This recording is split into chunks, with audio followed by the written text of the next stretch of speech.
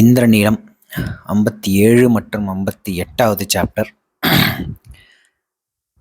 இந்த 2 சாப்டரும் படித்து கிட்டத்தட்ட 1.5 மாதம் ஆயிருக்கும்னு நினைக்கிறேன்.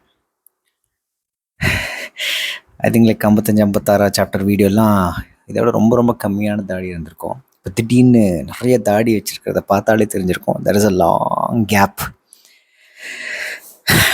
வாழ்க்கை அப்படி என்ன பண்ணுறது. கல்யாணம் ஆகி 50 நாள் கூட ஆகலை, அதுக்குள்ளே மாமியார் போயிட்டாங்க. Sudden death. என்னென்னமோ ட்ரை பண்ணோம், முடியல. Unfortunate, surprisingly shockingly every thing happened. ஒரு 1.5 நாளில் எல்லாமே முடிஞ்சு போச்சு. விட்ட 100 மீட்டர் ரேஸில் ஓடக்கூடிய அந்த அளவுக்கு ஒரு ப்ரோஆக்டிவாக, ஆக்டிவாக, ஃபிசிக்கலாக, மென்டலாக எல்லா விதத்துலையும் ஆக்டிவாக இருந்த ஒரு woman suddenly she collapsed and passed away. அதுலேயே ஒரு 2.5 வாரம் 3 வாரம் ஓடி போச்சு அப்படியே. அதுக்கப்புறம் 57, 58, 59, 60 கிட்டத்தட்ட 62, 63 சாப்டர் வரைக்கும் படிச்சிட்டேன். கொஞ்சம் கொஞ்சமாக பைலாகி லைக் ஸ்டாக் நிறைய சேர்ந்து போச்சு. இப்போது கொஞ்சம் கொஞ்சமாக கிளியர் பண்ணணும், படித்ததெல்லாம் ரெக்கார்ட் பண்ணி நிறைய நோட் பண்ணி வச்சுருந்துருக்கேன். ஸோ எந்த அளவுக்கு என் மெமரி கரெக்டாக வேலை செய்யணும்னு தெரில இன்றைக்கி. So I don't think it will be really good வீடியோன்னு நினைக்கிறேன். கொஞ்சம் கொஞ்சமாக ஞாபகப்படுத்துகிறோம் எதுக்கு சில விஷயங்கள் நோட் பண்ணி வச்சுருக்கேங்கிறது. எனக்கு படித்தவொன்னே தெரிஞ்சுது. சில எக்ஸ்ப்ளனேஷனும் போட்டு வச்சுருக்கேன். The main reason to make all this videos is also சில வருடங்கள், சில மாதங்கள் கழித்து பார்க்கும்பொழுதும் லைக் இந்த வீடியோஸ்லாம் பார்க்கும்பொழுது எதுக்கு ஒரு விஷயத்த நோட் பண்ணி வச்சுருக்கேன், அது எப்படி நான் ரசிச்சிருக்கேன், வாழ்க்கையில் ஏதோ ஒரு கணத்தில் சில விஷயங்களை பிடிச்சி செய்யும் பொழுது அது ஏன் பிடிச்சதுன்னு கூட நம்மளுக்கு பின்னால் மறந்து போதில்லை. That's a very funny thing, very funny thing and very அப்சர்டாக இருக்குது எனக்கு அதெல்லாம் நினச்சி பார்க்கும்பொழுது. But at least I'm happy that like I'm making this videos. எவன் பார்க்குறானோ இல்லையோ, எனக்கு அதை பற்றி ஒரு பிரச்சனை வரும் கிடையாது. நான் பாட்டு பண்ணிக்கினே இருக்க போகிறேன். இன்னைக்கு காலையில் அதை படிக்கிறப்ப தான் இவ்வளோ நாளாச்சு இதை படித்து இதெல்லாம் ஞாபகம் இருக்குமா அப்படிங்கிற மாதிரி யோசித்தேன். கொஞ்சம் கொஞ்சமாக இல்லை, ஏதோ லைட்டாக நோட்ஸ் எடுத்து வச்சுருக்கேன். ஒவ்வொரு விஷயத்துக்கும் பிடிச்சதுக்கான காரணம் சில இதெல்லாம் நோட் பண்ணி வச்சுருக்கேன். இப்போ அதை சொல்லும் பொழுது இன்னும் கொஞ்சம் ஸ்ட்ராங்காக மனசில் பதியும். It's going to be document for me to revisit as well. Okay, 57, 58 ஓவராலாக என்ன நடக்குது அப்படின்னு லைக் டக்குன்னு பார்த்து ரிவைஸ் பண்ணாமல் இருந்தது ஆக்சுவலாக. ஸோ பேசிக்கலாக இவளை கூப்பிட்டு பேசுகிறாங்க, ருக்மிணி கூப்பிட்டு பேசுகிறாங்க, அரசர்களும் பேசுகிறாங்க, ருக்மியும் பேசுகிறான், ரைட்? எல்லாரும் கூப்பிட்டு பேசுகிறாங்க. 3 அன்னைகள் இருக்காங்கல்ல, சுட்சுமை, அதுக்கப்புறம் Keerthi, I mean like I'm forgetting all the names ஆக்சுவலாக. ஸோ அரசர், 3 அரசியர்கள், அதுக்கப்புறம் வந்து ருக்மி, எல்லாரும் வந்து பேசுகிறாங்க. அமிதையும் பேசுகிறா. லைக் சொற்கள் இல்லை ஆர்கியூமெண்ட்ஸ் நடக்கிற இடம்னு நினைக்கிறேன். அந்த இடத்துல உட்காந்து கலந்துரையாடுறாங்க. ஒரு கான்வர்சேஷனுக்கான ஒரு ஸ்பேஸ் வச்சுருக்காங்க ஒவ்வொரு அரண்மனையிலும். It's a beautiful thing. There you have to converse with an open mind அப்படின்னு நினைக்கிறேன். அது படிக்கிறப்ப எனக்கு ரொம்ப பிடிச்சிருந்தது. Every house also should have it. Here no சண்டைகள், no high emotions, only pure arguments. Like பேசி பேச்சாலேயே சில விஷயங்கள் ஒரு முடிவுக்கு கொண்டு வரப்படணும். இப்படியான ஒரு ஸ்பேஸ் தேவைன்னு நினைக்கிறோம். ஃபிசிக்கலாக அப்படி ஒரு ஸ்பேஸை உருவாக்கிட்டோம்னாலே மென்டலி அந்த ஸ்பேஸ் நம்மளுக்கு வந்துடும். லைக் டக்குன்னு எடுத்து கடத்த மாட்டோம், பிடிச்ச விஷயத்தெல்லாம் செய்ய மாட்டோம். இப்போ ருக்மி வந்து அதுக்கப்புறம் அவனுக்கு ரொம்ப ரொம்ப லைக் அவன் நினச்சது தான் பண்ணுறான். இன்ஃபேக்ட் ஒரு ஹவுஸ் அரெஸ்ட் தான் பண்ணி வைக்கிறான் ருக்மிணியை. ஆனாலுமே அந்த ஒரு ஸ்பேஸ் வந்து அந்த அரண்மனையில் இருக்குல்ல, அது ரொம்ப முக்கியம் நினைக்கிறேன். ஐ somehow feel that it's a very very important thing even in a normal house. We should have a separate physical space to create that mental space நினைக்கிறேன். சுட்சுமை அதுக்கப்புறம் இது 50th முடிச்சிடலாம். அதுக்கப்புறம் தான் 50th சாப்டரில் one of the most beautiful ending அப்படின்னு நான் சொல்லுவேன் ஸோ ஃபார் இன் இந்திரநீலம். கடைசியில் அந்த லெட்டர் இந்த தூது அனுப்புகிறாங்களே இளையாதவனுக்கு, அந்த தூது அனுப்புறது அமிதை எழுதுறா. ருக்மிணியாக உருமாறி கிட்டத்தட்ட ஒரு கூடு விட்டு கூடு வாஞ்சி அவளுடைய ஆன்மாவை தனக்குள்ள வர வச்சுக்கிட்டு அவளாகவே உணர்ந்து கிட்டத்தட்ட ஒரு அத்வைத்தம் கான்செப்ட் மாதிரி 2 பேரும் ஒன்னாகி ஒரு கடிதத்தை எழுதுகிற மாதிரி. அதை கடைசியில் ருக்மிணி மெய்மறந்து இந்த கடிதமே எழுதுனதே எனக்கு மறந்து போச்சு, இதை உடனே அனுப்புங்க அப்படின்னு சொல்கிறதாகட்டும், அதெல்லாம் பியூட்டிஃபுல் பொயட்டிக் அழகான ரொமான்டிக் எண்டிங்காக எனக்கு பட்டுச்சு ஆக்சுவலாக. It's a very beautiful ending. So அந்த எண்டிங் என்னால் மறக்கவே முடியாது. இனிமேல் படித்தப்போ எனக்கு அவ்வளோ எக்ஸைட் ஆச்சு. அப்போயே நான் பண்ணியிருந்துருக்கணும், ஒரு வீடியோ பண்ணணும். ஆனால் அந்த வீடியோ பண்ணுறதுக்கான டைம் மட்டும் தள்ளி போயிட்டு இருந்தது. இப்போ நிறைய நோட் பண்ணி வச்சுருக்கேன், கொஞ்சம் கொஞ்சமாக பார்த்துருவோம். சுற்றமை சுஷமை அவனுடைய சினம் இயல்பானதை. அரசர் சொன்ன சொல்லை திரும்பி பெற வேண்டும் என்பது வில் கிளம்பிய அம்பு மீள வேண்டும் என்பதைப் போல. ஸோ இவன் ருக்மி வந்து ப்ராமிஸ் கொடுத்துருக்கான் சிசுபாலனுக்கு, that you will marry my sister அப்படின்னு சொல்லிட்டு. அவன் பாட்டு வந்து ப்ராமிஸ் கொடுத்துட்டு வந்துட்டான் ருக்மிணி நம்பிக்கை வச்சு. இப்போது இந்த ஒரு அனலாஜி இருக்குல்ல, வில் வில் கிளம்பிய அம்பு மீள வேண்டும் என்பதைப் போல அரசன் சொன்ன சொல்லி திரும்ப, கிட்டத்தட்ட ஒரே ஒரு இதுதான். ருக்மி ப்ராமிஸ் பண்ணிட்டாங்கிறதுனாலே is totally becoming a villain நினைக்கிறேன் இந்த ஹோல் சுச்சுவேஷனில். The situation only makes few people வில்லன்ல are like a very dark பர்சன்ல. இங்கே எனக்கு தெரிஞ்சு ருக்மிக்கும் ருக்மிணிக்கும் ஏதோ ஒரு நல்ல உறவு தான் இருக்குது. ருக்மிணியை வந்து லைக் 61st or 62nd சாப்டரில் சொல்லுவாள், லைக் ரொம்ப பாசிட்டிவான சில விஷயங்கள் சொல்லுவாள். உடனே மாதிரி லைக் ஒரு ஹேட்ரட் வரக்கூடிய ஒரு விஷயமும் சொல்லுவாள். ஆனால் ருக்மி உண்மையிலேயே அந்த நாட்டில் எல்லாத்தையும் பார்த்துக்கக்கூடிய, அட்மினிஸ்ட்ரேட்டிவாக எல்லாத்தையும் பார்த்துக்கக்கூடிய ஓரளவுக்கு வீரனாக திகழக்கூடிய ஒருத்தன் தான் நினைக்கிறேன். ஆனால் பாவம் அந்த ப்ராமிஸ் பண்ணதுனாலே, ஐ மீன் ஹவு ஒரு சின்ன promise that it is so ethical. I mean like ஒரு எத்திக்கல் ப்ராமிஸ்க்கான அனலாஜியை தான் சொல்கிறாங்க. வில் கிளம்பி அம்பு மீள வேண்டும் என்பதை போல அரசன் சொன்ன சொல்ல திரும்ப எடுக்க, அது கரெக்டு தான். ஒரு சொல் ஒரு வேர்டை கொடுத்துட்டோம்னா அது படி ஸ்டிக் ஆகணுங்கிறது கரெக்ட் தான். பட் அது கொடுத்ததுனாலே எவ்வளோ அன்னெத்திக்கலான்னு கூட சொல்ல முடியும், எவ்வளோ கொடுமையாக இன்ஹியூமனாக நம்ம நடந்துக்கிறோம். ஸோ எனக்கு ஒரு சின்ன ஒரு இதை சொல்கிறப்ப தான் எனக்கு தோணுது, does it really make sense to keep all the promises? Does it really make sense to stick to all the promises? Sometimes it's okay to break the promises, to break the word. Like instead of suffering, like instead of going through all the suffering, instead of going through all the traumatic things, instead of pushing everyone around us, instead of like killing everyone around us, ஒரு சின்ன ஒரு promise கொடுத்துட்டோங்கிறதுனால. So இந்த வாக்கு கொடுத்துட்டோம் அப்படிங்கிறது வந்து நாம் வாக்கு கொடுத்த ஆள் பாதிக்கப்படாமல் இருக்கணுங்கிறதுக்காக தான் அந்த வாக்கு கொடுத்ததை most of the times we try to stick with it. But ஆனால் இங்கே ஒருத்தரை தாண்டி எத்தனை பேர் பாதிக்கப்படுறாங்க இந்த ஒரு சின்ன ப்ராமிஸ்னால. அந்த ப்ராமிஸ்னால மட்டும்தான் இவ்வளோ பெரிய ட்ராமாவே நடக்குது. ருக்மி கொடுத்த ப்ராமிஸ்னால தான். அரசனுக்கு மிகப்பெரிய விருப்பம் இல்லை சிசுபாலன் மேலே. அது பழைய லைக் போன சாப்டர்ஸ்லாம் தெரிஞ்சு போச்சு. கிட்டத்தட்ட சுஷ்மை அந்த ஃபஸ்ட்டு பேரரசி இருக்கால, கௌண்டின்யபுரியுடைய அரசி, அவளுக்கே வந்து ஃபஸ்ட்டு டக்குன்னு ஷீ ஸ்விட்சிங் த சைட்ஸ். எப்போவுமே ருக்மிக்கு சப்போர்ட் பண்ணி இருக்கிறவ டக்குன்னு வந்து அரசர் வந்து கொஞ்சம் வாய்ஸ் ரேஸ் பண்ணி, எப்போவுமே சட்டிலாக இருக்கக்கூடிய அவள் திடீர்னு வாய்ஸ் ரேஸ் பண்ண உடனே சுஷ்மை வந்து ஓகே ருக்மிணி சொல்கிறதான் கேட்குறோம், ருக்மிணி சொல்கிறதான் கரெக்டு அப்படின்னு சொல்லிட்டு சைடு மாறிடுறா. ஆக்சுவலாக அவள் தான் வந்து ஐடியாவும் கொடுக்குறா. இந்த 3 லைக் அரசியும் சிற்றரசிகளும் சேர்ந்து தான், சிறிய அரசிகளை ஓகே அவங்களாம் சேர்ந்து தான் லைக் துவாரைக்கு ஒரு தூது அனுப்பணும்னு சொல்கிறாங்க.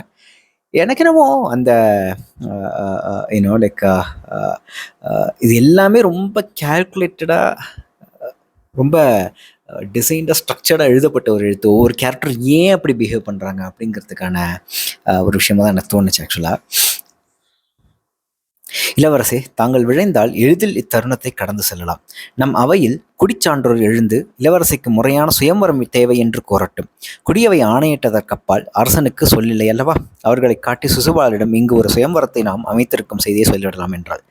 ஸோ இது மாதிரி நிறைய சஜஷன்ஸ் வருது. எப்படி சிசுபாலனை பைபாஸ் பண்ணுறது, எப்படி அவனை கன்வின்ஸ் பண்ணி இது நடக்காதுன்னு சொல்கிறது, எப்படி like how can be escape from the சிச்சுவேஷனுங்கிறதுலாம் ஒரு மிகப்பெரிய டிஸ்கஷன் நடக்குது, ரைட்? அங்கே இது ஏன் இந்த லைன் நான் நோட் பண்ணி வச்சேன்னா, குடியவை ஆணையிட்டதற்கப்பால் குடிச்சான்றோர் எழுந்து இளவரசிக்கு முறையாக சுயம்வரம் தேவை என்று கோரட்டும். குடியவை ஆணையிட்டதற்கப்பால் அரசனுக்கு சொல்லலை. ஸோ ஒவ்வொரு இடத்துலையும் ரொம்ப டிஃபிகல்ட்டான சுச்சுவேஷன் வர்றப்போ somehow we believe in hierarchy. இது வந்து ஏதோ கார்பரேட் வேர்ல்டில் கரெக்ட் பண்ணிக்கிற மாதிரி இருந்தது. ரொம்ப ஒரு நம்ம கீழே வேலை பண்ணுறவன் இல்லை நம்மளோட கூட வேலை பண்ணுறவன் ரொம்ப பிடிச்சி நச்சு பண்ணிக்கினே இருந்தானா, மேலேருந்து ஒருத்தன் வந்து ஒரு சின்னதாக இதுதான் விஷயம் அப்படின்னு சொல்லிட்டாங்கன்னா, அதே ஒரு காரணமாக காட்டி எனக்கு ஒன்றும் தெரியாதுப்பா, மேலே உள்ளான்னு சொல்லிட்டான், இதுக்கு மேலே என்னால் ஒன்றும் பண்ண முடியாது அப்படின்னு சொல்லிடலாம். It's easy. So somehow like wherever we face very very difficult situation, the authority comes into picture, the power comes into picture, the hierarchy comes into picture. So ஒரு சுத்தமாக அதுலேருந்து தப்பிக்கவே முடியாதுங்கிறப்போ we can put all the blame on power, hierarchy and system. அப்படிங்கிறத நான் புரிஞ்சுக்கிட்டேன் ஆக்சுவலாக இந்த ஒரு சஜஷன் மூலமாக. ருக்மி அவள் அருகே வந்து கனிந்து ஈரம் படர்ந்த குரலில், தங்கையே, இதுநாள் வரை உன்னை நான் பிரிதென எண்ணியதில்லை. சேதி நாட்டு அரசருக்கு உன் கையை வாக்களிக்கையில் கூட என் சொல்லென்றே எண்ணேன். நீ இதுவரை கண்டிராத எவர் பொருட்டோ என்னையும் உன் தந்தையும் இவ்வரசையும் துறக்கிறாய். பித்து கொண்டாயா? எங்கனம் பேதை என்றான். ருக்மிணி அவனை நோக்கி, அரியன் மூத்தவரே, ஆனால் நினைவிழந்த நாள் முதல் இப்பித்து என்னுள் உள்ளதென்று அறிகிறேன். இதன் வழியாகவே முழுமை கொள்கிறேன். நான் எய்துவது அனைத்தையும் இதுவே என்னிடம் கொண்டு சேர்க்கும். எனக்கு அந்த ஃபஸ்ட்டு ஒரு கட்டத்தில் ருக்மி வந்து ருக்மிணி கிட்ட வந்து எல்லா விதமாகவும் ட்ரை பண்ணி பார்க்குறான். நவரசங்களையும் காமிக்கிறான். கோபம், எரிச்சல், என்னவளுக்கு பணிவு, கனிவு எல்லாத்தையும் காமிக்கிறான். ருக்மி பாவம் கெஞ்சவும் செய்கிறான். நான் இப்படி தானே பண்ணேன், அண்ணன் தங்கச்சி பாசத்தெல்லாம் உள்ளே கொண்டு வரான். ஆனால் அந்த இடத்துல அவன் உருகிறப்போ உண்மையிலேடி எவனோ ஒருத்தன், ஓகே உனக்கு பித்து தான் பிடிச்சிருக்கு, no way, like no doubt on that. அப்பா, அம்மா, அதுக்கப்புறம் வந்து அண்ணங்காரன் இப்படி இது பண்ணிட்டானே, எதையுமே கன்சிடர் பண்ணாமல் எங்கோ இது வரைக்கும் ஒரு தடவை கூட பார்த்திராத ஏதோ ஒரு பித்து மனநிலையில் வந்து எல்லாரும் தூக்கி போட்டு போறேங்கிற ஒரு சின்ன ஒரு அனுதாபம், ஒரு சிம்பத்தி வந்தது ருக்மி மேலே. ஆனால் இவ சொல்கிறாள், அரியன் மூத்தவரே, ஆனால் நினைவிழந்த நாள் முதல் இப்பித்து என்னுள் உள்ளதென்று அறிகிறேன். இதன் வழியாகவே முழுமை கொள்கிறேன். நான் நெய்துவது அனைத்தையும் இதுவே என்னிடம் கொண்டு சேர்க்கும். இந்த பித்து இவ இளையாதவன் மேலே வச்சிருக்கிற பித்து. இதை நான் வேற எப்படி பார்க்குறேன்னா, ஒரு ஆர்டிஸ்ட்டுக்கு உண்டான ஒரு பித்து மாதிரி தான் நான் பார்க்குறேன். ஒரு ஆர்டிஸ்ட்டுக்கு ஆர்ட் மேலே உண்டான ஒரு பித்து. குடும்பம் எவ்வளவோ சொல்லும், என்னோட சுற்றத்தார்கள், நண்பர்கள் என்னென்னமோ சொல்லுவாங்க, என்னென்னமோ அட்வைஸ் வரும், எதையும் கேட்காம ஒரு ஆர்டிஸ்ட் ஆர்ட்டில் சுத்தமாக நுழைஞ்சு பணம், இனம், பொருள், புகழ், பெருமை எதுவுமே இல்லாமல் ஆர்ட்டில் கரைந்திருக்கக்கூடிய ஒரு ஆர்டிஸ்டோட மனநிலை, அந்த ஆர்டிஸ்ட்டுக்கு இருக்கக்கூடிய பித்து மனநிலை, ஆர்ட் மேலே இருக்கக்கூடிய பித்து மனநிலையாக தான் நான் இதை வந்து பார்க்குறேன். somehow I was able to understand from that way, not through like ஒரு காதல், ஒரு இன்னொரு மனிதன் மேலே வச்சிருக்க காதல் அப்படிங்கிற மாதிரி என்னால் பார்க்க முடியல. ஆக்சுவலாக வேறு ஏதோ ஒரு சம்திங் மோர் தென் ஹியூமனாக இருக்கணும் அப்படின்னு நான் நம்புகிறேன். எங்கே இளையாதவன் மோர் தென் ஹியூமன் தான், அதில் எந்த ஒரு டவுட்டும் இல்லை. ஆனாலுமே ஒரு மோர் தென் ஹியூமனாக இருக்கணும்னு நினைக்கிறேன். To beat or like to surpass, to bypass all these like human beings right around us. எந்த ஒரு ரிலேஷன்ஷிப்பாக இருந்தாலும் அதையெல்லாம் தாண்டி மோர் தென் ஹியூமன் எலமெண்ட்டாக இருக்கணும் நம்ம பித்து கொண்ட ஒரு விஷயம் அப்படின்னு நினைக்கிறேன். அப்படி தான் இந்த பித்து மனநிலையை வந்து ஜஸ்டிஃபை பண்ண முடியும்னு நான் நம்புகிறேன். இங்கே ருக்மிணிக்கு ஒரு மனிதன் மேலே, இப்போதைக்கு இளையாதவன் மேலே இந்த பித்தை வந்து அவள் இப்படி தான் ஜஸ்டிஃபை பண்ணுறா, ஏன்னே தெரில. ஆனால் நினைவிழந்த நாள் போது இந்த பித்து எனக்குள்ளே இருக்கிற மாதிரி இருக்குது அப்படின்னு சொல்கிறதாகட்டும், எல்லாமே somehow I was able to correlate with an artist and his weird obsession about art. அப்படி தான் நான் பார்க்குறேன். ருக்மிணி, அன்னையே, ஒவ்வொருவரும் தங்கள் வலைகளில் அமர்ந்திருக்கிறார்கள். எவரும் இங்கு விழைவதை செய்வதில்லை, இயல்வதையே ஏற்றுக்கொண்டிருக்கிறார்கள் என்றால், இது வந்து ஒரு ஹவுஸ் அரெஸ்ட் ஆனதுக்கப்புறம் சொல்லக்கூடிய ஒரு விஷயம் நினைக்கிறார் ருக்மிணி. எல்லாருமே கிட்டத்தட்ட வலைகளில் தான். நானும் ஐயோ எவ்வளோ ஒரு கார்பரேட் எம்ப்ளாயிட்ட போயிட்டு இதெல்லாம் சொல்லணுமா, சொன்னாலே வந்து இம்மிடியட்டாக வந்து கனெக்ட் ஆகி அழுக வந்துடும் நம்மளுக்கெல்லாம். தங்கள் வலைகளில் அமர்ந்து எவரும் எங்கும் விழைவதை செய்வதில்லை, 100%. So relatable. இது வந்து ஒவ்வொரு மனுஷனுக்கும் ஏதோ ஒரு வலையில் உட்காந்துருக்காங்க அப்படிங்கிற மாதிரி தான் தோணுது. அப்படியே போனோம்னா ஒரு மெட்டமார்ஃபோசிஸ் ஃப்ரான்ஸ் காஃப்காவோட நாவலை தான் வந்து எடுத்து பேசணும்னு நினைக்கிறேன். இன்னும் தங்கள் வலைகளில் அமர்ந்திருக்கிறார்கள், எவரும் இங்கும் விழைவதை செய்வதில்லை, இயல்வதை ஜஸ்ட் ஏற்றுக்கொண்டிருக்கிறார்கள், ஜஸ்ட் டு சர்வைவ். இப்படிங்கிறது தான் உண்மை. இதை என்ன சொல்கிறது, பல விஷயங்களுக்காக இருக்கலாம். பொருளியலுக்காக தான் எல்லாருமே ஏதோ ஒரு வலையில் உட்காந்துருக்காங்க. பிடிச்சதை எதையுமே செய்யாமல் பொருளுக்காக உட்காந்துருக்காங்க, ரைட்? ஏதோ ஒரு வலையில் உட்காந்துருக்காங்க, இயல்வதை ஏற்றுக்கொண்டிருக்கிறார்கள். இதை சமரசம் நம்ம வந்து ஃபுல் வாழ்க்கையுமே இந்த மாதிரி சமரசமாக விடுறோமா, இல்லை ஒரு பார்ட் ஆஃப் லைஃப்பை மட்டும் இதை டெடிகேட் பண்ணி இந்த வலையில் உட்காந்து விழைவதை செய்யாமல் வெறும் இயல்வதை ஏற்றுக்கொண்டிருக்கிறோமா அப்படிங்கிறத கேட்க வேண்டிய கேள்வி. நான் ஒரு எக்ஸ்ட்ரீம் எக்ஸாம்பிள் எடுக்கணும்னா ஜெயமோகன் எடுக்கலாம். I think he has been earning a lot of money through films, like screenplay writing, like by collaborating with big directors. And he always quotes that like cinema is not my forte, it's not my cup of tea. அங்கே எனக்கு இந்த பொருளியல் ரீதியாக எனக்கு ரொம்ப ரொம்ப நிறைய பணம் கிடைக்கிது. நான் பிஎஸ்என்எல் வேலை பார்த்தா கூட கிட்டத்தட்ட 10-20 மடங்கு அதிகமாக சம்பளம் கிடைக்கிது. So I'm happy. I can divert all those earned money from the film industry to literature அப்படிங்கிறது அவருடைய பாயிண்ட் ஆஃப் வியூ. ஆனால் ஒரு பகுதி ஆஃப் லைஃபு அங்கே போடுறாரு பொருளியல் வெற்றிக்காக அப்படின்னு வச்சுப்போம், ஒரு பொருளியல் ஸ்டெபிலிட்டிக்காக, or to do great things on other fields, right? இங்கே இயல்வதை அவர் அங்கே அந்த ஒரு ஃபிலிம் இண்டஸ்ட்ரியில் அவர் வேலையாக பார்த்து இயல்வதை தான் ஏற்றுக்கொண்டார். அவர் நினச்சதெல்லாம் செய்யப்படல. அவர் நினச்சது எதுவுமே அங்கே செய்யறதுக்கு இல்லை. அவர் சினிமாவில் வந்து அவர் எதுவும் செய்ய விரும்பலைங்கிறது தான் பியூர் இது. So somehow, even a great legend like Jay is trapped like that to have all the monetary benefit, coming from film industry. அப்போது மற்ற ஆட்கள்லாம் எப்படி, இந்த மாதிரிலாம் ஒரு சாதாரணலாம் எப்படி, அவ்வளோதான், வேறு வழியே இல்லை. ஆனாலுமே சில விஷயங்கள் செய்யணும், இந்த வலையிலேருந்து தப்பிச்சு வந்து விழைவதை மட்டும் செய்யணும் அப்படிங்கிறது தான் ஒவ்வொருத்தனுக்குள்ளேயும் வரணும்னு நினைக்கிறேன். ஸோ ஆனால் ஓகே, அவள் சொல்கிறது ஒரு ஹவுஸ் அரெஸ்ட்டுக்கு இட்ஸ் லைக் ஒரு கிரேட் மெட்டஃபர் மாதிரி எனக்கு தோணுச்சு ஆக்சுவலாக. ரைட், இந்த வலைகள் அமர்ந்திருக்கிறார்கள் அப்படிங்கிறது ஒட்டுமொத்த ஹியூமனிட்டியை பற்றி சொல்கிற மாதிரி இருந்தது. எல்லாரும் ஏதோ ஒரு வலைக்குள்ளே உட்காந்துருக்காங்க அப்படிங்கிறது தான் என்னுடைய இன்டர்பிரிட்டேஷனாக இருந்தது. நதியின் தனிமை பற்றியே மீற மேலே எண்ணிக்கொண்டிருந்தது அவள் உள்ளம். அதன் இரு கரைகளிலும் மக்கள் செறிந்து வாழ்ந்த போதிலும், நாளும் பல்லாயிரம் உயிர்கள் அதை அள்ளி அருந்திய போதிலும், பறவை குளங்களால் முத்தமிடப்பட்ட போதிலும், அனைத்துக்கும் அப்பால் அது முழுமையான தனிமையில் தான் வழிந்து கொண்டிருந்தது. இதை படிக்கிறப்போ ஐடோன்ட் நோ இருக்கு. இப்போ நான் இந்த லைனை படிக்கிறப்போ நான் என்ன நோட் பண்ணி வச்சுருக்கேன்னா, ஜிம் சார்ப், ஆக்டர் ஜிம் சார்ப், அவருடைய ஒரு பாட்காஸ்ட் இருக்குது சல்சித்ரா டாக்ஸில். லைக் அதில் சொல்லியிருப்பார், முன்னாடி ஹி யூஸ் டு டூ ரொம்ப எக்ஸ்பெரிமெண்டலான ஒரு ஆர்ட் ஃபார்ம் நினைக்கிறேன். He'll just go stand there, he'll put all the household things, screwdriver, nut, paint என்னென்னமோ ஹவுஸில் கிடைக்கக்கூடிய சில சாமான்கள் எடுத்து வச்சுருவார். அவர் போய் அப்படியே நின்றுப்பாராம். ஸோ வர்றவங்கெல்லாம் அவர் மேலே என்ன வேணால் பண்ணலாம், முத்தம் கொடுக்கலாம், கிறுக்கலாம், பெயிண்ட்டை ஊற்றலாம், லைக் கீறலாம், எடுத்த ட்ரெஸ்ஸை ஊற்று பார்க்கலாம், என்ன வேணால் பண்ணலாம். அவர் அப்படியே நிற்பாராம். ஸோ ஜிம் சார் என்ன சொல்லியிருப்பாருன்னா, it shows who they are. நான் அப்படி தான் இருக்க போகிறேன், அவங்க என் மேலே வந்து என்ன பண்ணுறாங்கங்கிறது it's a representation of who they are அப்படிங்கிற மாதிரி சொல்லியிருப்பார். இந்த லைனை படிக்கும் பொழுது, இந்த நதியோட தனிமையை பற்றி படிக்கும் பொழுது, லைக் எஸ்பெஷலி நாளும் பல்லாயிரம் உயிர்கள் அதை அள்ளி அருந்திய போதிலும், பறவை குளங்களால் முத்தமிடப்பட்ட போதிலும், இரு கரைகளும் மக்கள் செறிந்து வாழ்ந்த போதிலும், இவ்வளோ ஆக்டிவிட்டீஸ், இவ்வளோ லைவ்லியான திங்ஸ், இவ்வளோ உயிரினங்கள் அந்த நதியை சுற்றி இருக்கும் பொழுதும் அது ஏதோ ஒரு தனிமையில் இருக்குது அப்படிங்கிற மாதிரி சொல்கிறாள். எனக்கு டக்குன்னு அந்த ஜிம் சார்போட லைக் பாட்காஸ்ட் அவர் சொன்ன அந்த ஒரு ஆர்ட் ஃபார்ம் தான் எனக்கு ஞாபகம் வந்தது. பட் ஐம் நாட் ஷுர் இப்போ என்னால் அதை கரெக்டாக பொருந்துதான்னு தெரில. இப்போ அது படிக்கிறப்ப டக்குன்னு அந்த அவர் சொன்னது ஞாபகம் வந்துருச்சு நினைக்கிறேன். ருக்மிணி மையல் கொண்ட கண்ணியின் கனவு விழிகளை மட்டுமே கொண்டிருந்தாள். விழித்தழுகையில் எங்கிருக்கிறோம் என்று அறியாதவள் போல விழி அலைந்தாள். பின் எதையோ எண்ணி இதழ் மலர்ந்தாள். ஒரு டே ட்ரீமிங்கில் இருக்கிற ஒரு மைண்ட் செட் தான் இருக்குது.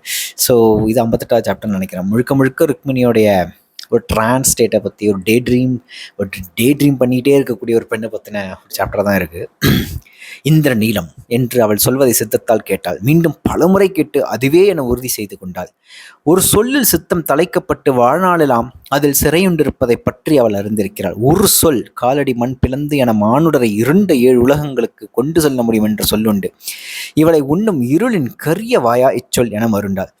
இந்திரநீலம் என்ற தன் உள்ளமே அச்சொல்லை மீளமீளச் சொல்வதை அறிந்து பலமுறை திடுக்கிட்டாள்.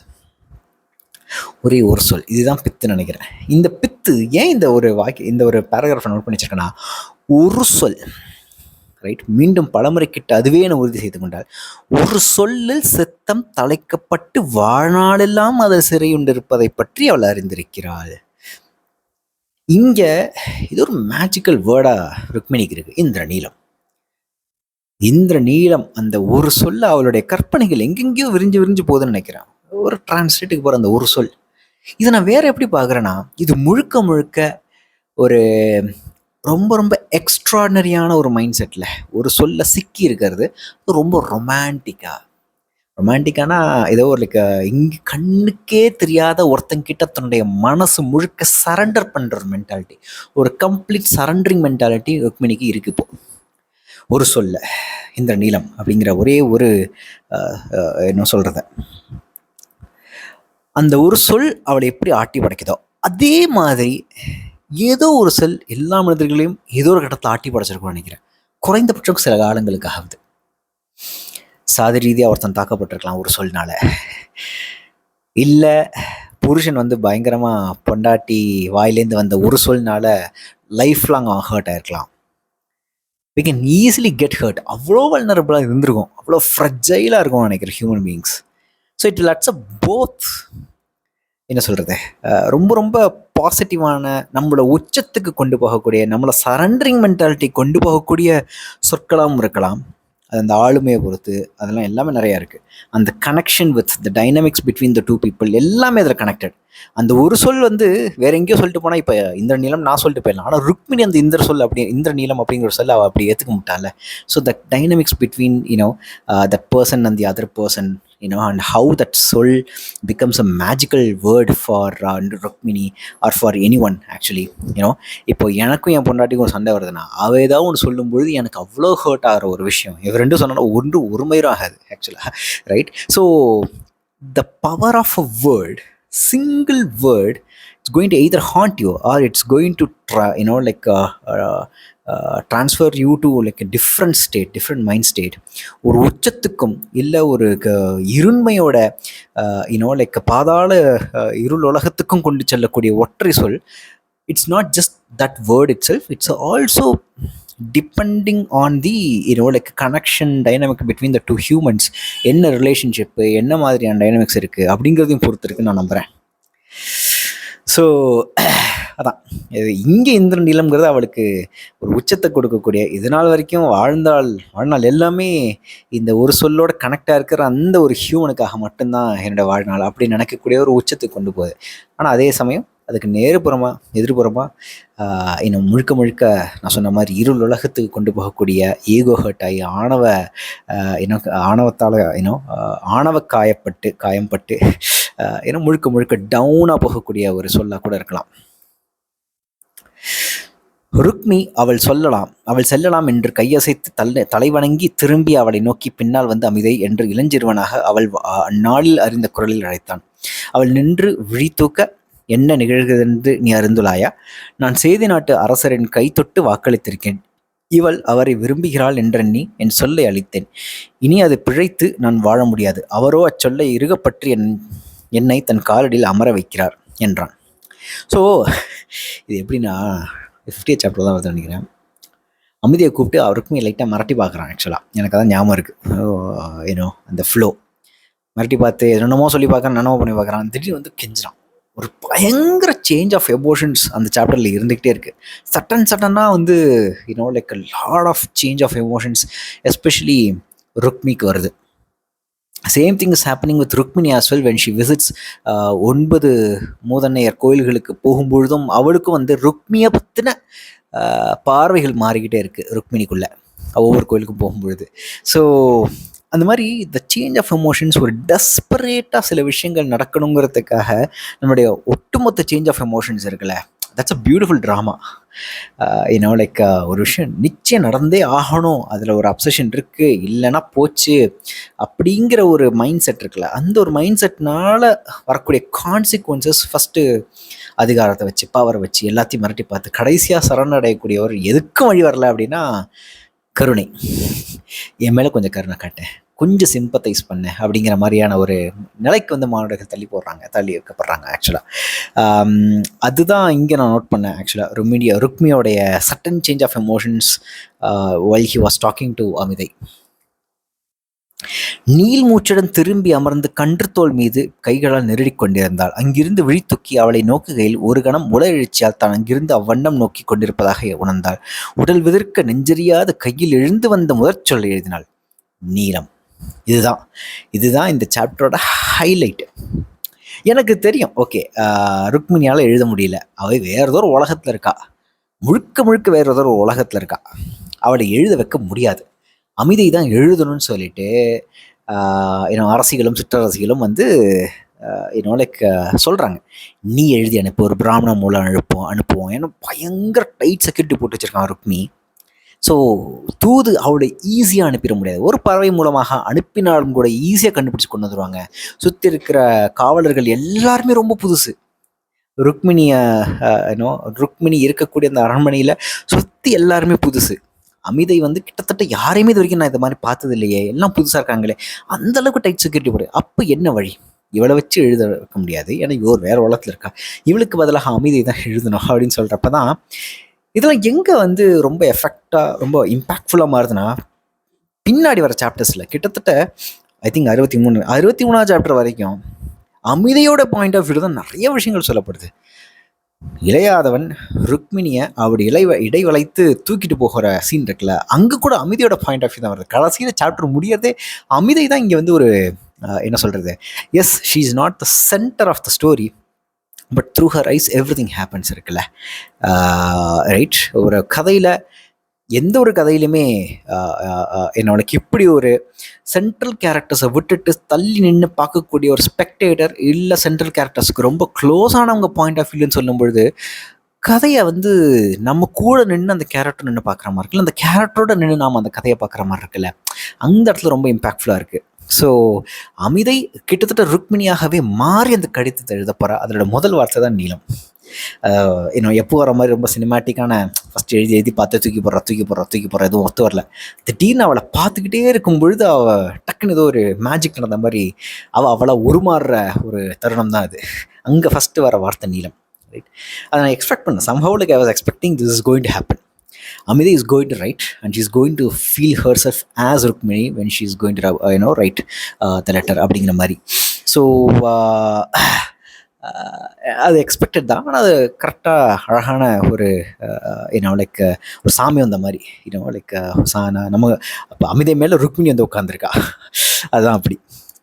இன்னனவு களத்தை அருகிழுத்து பொற்கரண்டியால் அள்ளி உண்ணத் தொடங்கினாள். அமிதை அவள் உண்ணுவதை அருகிருந்து விழிப்பறிந்து நோக்கினாள். ஒளிவண்ணங்களை மட்டுமே விழைகிறாள், இசை மட்டுமே செவிநாடுகிறாள், இன்னுணவு சுவை மட்டுமே கொள்கிறாள். எங்கிருக்கிறாள்? இவளை சூழ்ந்துள்ள தெய்வங்கள் தான் அவை. ஒருபோதும் மண் வந்து மரம் அமராத விண்பறவை, முகில் மேல் கூடு கட்டுவது, ஒளியே சிறகென கொள்வது. ஒருபோதும் மண் வந்து மரம் அமராத விண்பறவை. இந்த லைன் படிக்கும் பொழுது டேஸ் ஆஃப் பீயிங் வைல்ட் நினைக்கிறேன். வாங்கார் வாய் சங்கிங் எக்ஸ்பிரஸ், இந்த மூட் ஃபார் லவ், இது மாதிரி மிக மிக மிக புகழ்பெற்ற பல திரைப்படங்களை இயக்கியவர். 90s அவர் ஃபஸ்ட்டு ஏதோ ஒரு ரொம்ப ரொம்ப சாதாரண ஒரு படம் எடுத்துகிட்டு, கன்வென்ஷனலான ஒரு க்ரைம் ட்ராமா எடுத்துகிட்டு அவருடைய ஆர்டிஸ்டிக் அட்வென்ச்சர் வந்து டேஸ் ஆஃப் பீயிங் வைல்டு அப்படிங்கிற ஒரு படத்தில் ஸ்டார்ட் ஆகுதுங்கிற மாதிரி கேள்விப்பட்டிருக்கேன். ஸோ அந்த படத்தில் இந்த மாதிரி டைலாக் வரும், bird which doesn't have legs அப்படிங்கிற மாதிரி. So it can only fly and fly forever. It can't set, இட் won't land at all because it doesn't have legs. எனக்கு அந்த லைன் எனக்கு டக்கு ஞாபகம் வந்தது. ஸோ கிட்டத்தட்ட ருக்மிணி வந்து அந்த ஒரு நிலைமையில தான் இருக்கா. அண்ட் யோசிச்சு பார்க்கணும், ரொம்ப டிப்ரெஷனாக இருந்தோம்னா பாட்டு கேட்க பிடிக்காது, ஸ்வீட் சாப்பிட பிடிக்காது, லைக் நிறைய ஒலி பிடிக்காது, டார்க்காகவே இருக்கணும். இவன் டோட்டல் ஆப்போசிட்டாக அது மட்டும்தான் பண்ணுறான். இப்போ அவருடைய மைண்ட் செட்டை நினைக்கும் பொழுது அப்படி ஒரு உச்சத்தில் இருக்கக்கூடிய ஒரு கேரக்டரை இல்லை ஒரு மானுடரை, அந்த மனுஷியோ whoever it is, irrespective of the gender, I feel jealous. Like இத்தனைக்கு ஹவுஸ் அரெஸ்டில் இருக்கக்கூடிய ஒரு பெண். எகெயின் பாமாக்கு எப்படி கிருஷ்ணன் தேவையே இல்லை, அந்த ஒரு மைண்ட் செட்டில் அவ்வளோ நாள் இருந்த ஒரு கிட்டத்தட்ட இளையாதவனை மட்டுமே நினச்சிக்கிட்டு ஒரு டிரான்ஸ்டேட்லேயே அவ்வளோ வருஷத்தை கழிச்சால பாமா, அவ்வளோ நாட்களை கழிச்சால பாமா. அதே மாதிரியான மனநிலை தான் இப்போது ருக்மிணி இருக்கா. அந்த ஒரு டிரான்ஸ் மைண்ட் செட்டில் தான் இருக்கா ஃபுல்லாகவே. அந்த மைண்ட் செட்டோடைய பிரதிபலிப்பு தான் வெறும் எனக்கு பரவாயில்ல, நான் ஹவுஸ் அரெஸ்டில் இருக்கேன், இளையாதவன் இருந்தானே இல்லைன்னு அவனை நினச்சிக்கிட்டே நான் இந்த ஒரு வாழ்க்கை முழுக்க I will be enjoying my life. Like வண்ணங்களாகட்டும், இசை கேட்கறதாகட்டும், எப்போதும் இசை கேட்கறதாகட்டும், எப்போதுமே இன்னொன்று உட்கொள்றதாகட்டும், எல்லாமே பிரதிபலிப்பு of like who we are internally. Right. So அந்த ஒரு அகத்தின் அழகு புறத்தில் தெரியாத மாதிரி தான் நினைக்கிறேன். ரைட். அவரோட அகம் அவ்வளோ அழகாக, அவ்வளோ ஹாப்பியாக, அவ்வளோ கண்டென்ட்டாக இருக்குன்னு நினைக்கிறேன். Respective of like whether all the situation. நம்ம எல்லாருமே ஒரு ஆன்சைட்டியில் இருப்போம், அடுத்தது இந்த சுச்சுவேஷன் வந்தால் நல்லாயிருக்கும், அடுத்தது இந்த இடத்துக்கு போனால் நல்லாயிருக்கும், இது கிடச்சா நல்லாயிருக்கும், இவனோட இருந்தால் நல்லாயிருக்கும், இப்போ இந்த நேரத்தில் இவங்களோட உட்காந்து இதை மாதிரி சாப்பிட்டுட்டு இருந்தால் நல்லாயிருக்கும். That is no expectation. எனக்கு இந்த மனநிலை போகிறோம், அவ்வளோதான், this is more than enough, I can live my life happily அப்படிங்கிற மாதிரி ஒரு மைண்ட் செட்டில் ருக்மிணி இருக்கா. எனக்கு எகெயின் அண்ட் அகெயின் திரும்ப இளையாதவன் கிட்ட போனதுக்கப்புறம் தான் there all becoming like normal human நினைக்கிறேன். நார்மல் ஹியூமன்னா ஒரு சராசரி அரசியாக மாறிக்கொண்டிருக்கிறார்கள். இளையாதவன் வந்து கூப்பிட்டுட்டு போனதுக்கப்புறம் தான். பாமா அப்படி தான் இருந்தார். ரைட். அவர் வேற ஒரு முனிவர் தவம் செய்த ஒரு முனிவர் லெவல்லேருந்து இறங்கி வந்து ஒரு சாதாரண ஒரு அரசியாக மாறி ஆணையிடுறதும், பவரை கட்டுக்குள்ளே வச்சுக்கிறதும், ருக்மிணியோட சண்டை போடுறதும், கோபம் கொள்றதும், பொறாம கொள்றதும், பொசசிவ்னஸ் வைக்கிறதும், இப்படி மாறினால பாமா. அதே மாதிரி தான் ருக்மிணியும் அவளுக்குள்ளே இருக்கக்கூடிய அவளை ரொம்ப ரொம்ப ரொம்ப ரொம்ப மேல் இது அவளை டோட்டலாக வேற ஒரு ஸ்டேட்டுக்கு டிரான்ஸ்போர்ட் பண்ண மைண்ட் செட் எல்லாத்தையும் விட்டுட்டு அவளுடைய கோர் நேச்சரான கொஞ்சம் வெகுளியாகவோ இல்லை ரொம்ப ரொம்ப சாதாரணமாக சின்ன சின்ன விஷயங்களுக்கு லைட்டாக சினுங்கிறக்கூடிய ஒரு நார்மல் உமனாக மாறிடுறான்னு நினைக்கிறேன் துவாரகைக்கு போனவொடனே. ஸோ இளையாதவனை நினச்சிக்கிட்டு உருகிக்கிட்டு அந்த ஒரு இமேஜ், த இமேஜ் ஆஃப் இளையாதவன் living with that image is more really beautiful rather than living with the real இளையாதவன் நினைக்கிறேன். அப்படி தான் நான் பார்க்க முடியுது எல்லாமே. அங்கிருந்து விலகி ஓடிவிட வேண்டும் என்று அமிதை எண்ணினாள். வியர்த்த இரு கரங்களை ஒன்றுடன் ஒன்று பற்றி கொண்டு கழுத்து தசைகள் இருக பற்களை கிட்டித்து காத்திருந்தாள். சொற்களில் ஓடிச் சென்ற ருக்மிணியின் கண்களில் தெரிந்த வியப்பை, பின் எழுந்த பதற்றத்தை கண்டவள் ஏதேனும் சொல் உரைக்க எண்ணி உண்ணி உளம் ஒழிந்து கிடக்க வெறுமனே மகளே என்றாள். முகம் மலர அன்னையே என்று கூவியபடி அவளை நோக்கி ஓடி வந்த ருக்மிணி, இதை நான் எழுதியதையே மறந்து விட்டேன் என்றாள். 100 முறை என் நெஞ்சில் எழுதிய சொற்கள் இவை எப்போது திருமுகத்தில் பதித்தேன் என்று அறியேன். இச்சொற்களுக்கு அப்பால் என் உளம் என ஏதுமில்லை. ஒரு மணி குன்றாது கூடாது நான் என அமைந்த இவ்வோலையை என் உளம் கொண்ட துவாரகை அரசருக்கு அனுப்புங்கள், இக்கணமே அனுப்புங்கள் என்றாள். விம்மி அழுதபடி அவளை அணைத்து கொண்டாள் அமிதை. பியூட்டிஃபுல் பொயட்டிக் அருமையான எண்டிங் so far in Indraneelam. Yes, இது என்னால் கெஸ் பண்ண முடியல, to be very frank. So I was like so surprised, இப்படி ஒரு பியூட்டிஃபுல்லான எண்டிங் வரும் அப்படின்னு சொல்லிட்டு. நான் முழுக்க தன்னையே மறந்த நிலையில், சுற்றி என்ன நடக்குங்கிற மறந்த நிலையில், முழுக்க இனிமையில் மட்டுமே திளைத்து எழுக்கூடிய ஒரு வண்டு வந்து முழுக்க தேன் பாட்டிலில் விழுந்து அதுக்குள்ளே தலைச்சி என்னை என்ன வேணால் செய்யுங்க, எனக்கு பிரச்சனை இல்லை, நான் என்ன பண்ணுறேன், எனக்கு இது இல்லை, நான் ஃபுல்லாக அந்த தேனுள்ளே நான் இருக்கேன், இந்த தேன் டப்பாக்குள்ளே இருக்கேன் அப்படின்னு இருக்கும்ல, அந்த மாதிரியான ஒரு மனநிலையில் இருக்கக்கூடியவள் இப்படி ஒரு ஸ்வீட் ட்விஸ்ட் அமிதைக்கு கொடுப்பான்னு நம்ம நினச்சி கூட பார்க்கல. ரைட், ஒரு கணத்தில் அமிதையோடைய அத்தனை ஆன்சைட்டி என்ன சொல்லுவாளோ பதட்டமாகவே உணர்ந்து லைக் அந்த லெட்டரை படிச்சுட்டு தான் எழுதின லெட்டர் ருக்மிணி படித்து என்ன சொல்ல போகிறாங்கிற ஒரு மிகப்பெரிய ஆன்சைட்டியில் இருக்கக்கூடிய அமிதை டக்குனா வந்து இப்படி சொன்ன உடனே ஓ மை காட் அப்படின்னு அவள் ஃபீல் பண்ணுறது இருக்குல்ல, ரொம்ப அருமையான ஃபீலிங்.